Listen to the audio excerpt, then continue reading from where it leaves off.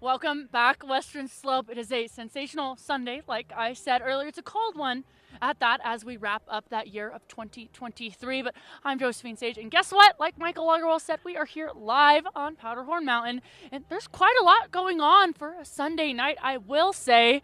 Lots to do inside. There's a DJ going on. Apparently one of the fan favorites. I mean, he was playing couple bangers in there, but there's also a ton of stuff when the kiddos coming down the hill just a couple of minutes ago with those light up styrofoam lights. And of course, in just a few moments, we've got those adults coming on down the mountain with those flares. And once they do, well, then those fireworks are going to go off as it's kind of halfway up the mountain there, and those go off just around 6. And of course, for another couple of hours, that DJ is going to be hanging on out and playing music for all those folks that came up here to enjoy the festivities. Now, we did chat with Ryan Robinson earlier today.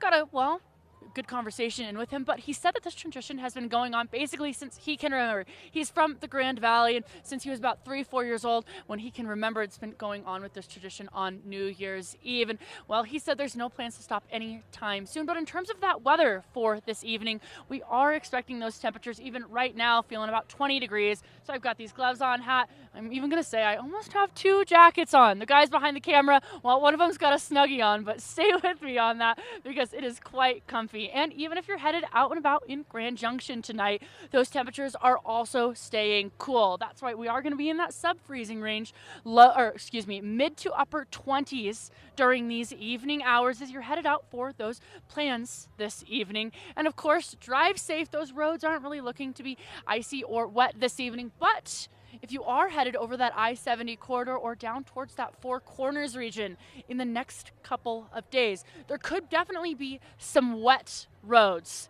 And that's just due to actually above average temperatures. Even though it's feeling cold tonight, those afternoon temperatures are still pushing to be mid 40s, even upper 40s, especially in Grand Junction. Montrose, of course, just a few degrees cooler. But even as we look towards Glenwood Springs, as we look towards Vale Pass, even Eisenhower Tunnel, those temperatures are in those upper 30s. So just warm enough to have that snow start to melt. So as that melts, keep in mind wet roads make icy roads at night when we are in those sub-freezing ranges.